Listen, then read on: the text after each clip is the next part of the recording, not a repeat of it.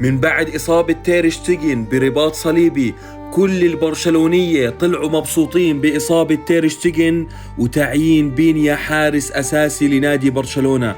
بس انتو مش عارفين شو خسرتوا يا نادي برشلونة، ومش عارفين شو المصيبة الكبيرة اللي جاي عليكم من وراء هذا الحارس الاحتياطي. نادي برشلونة الموسم الماضي تير شتيجن تعرض لإصابة، مين اللي حل بديل له؟ هذا الحارس بينيا. ومن بعدها لعب 17 مباراة، اتسجل عليه 32 هدف.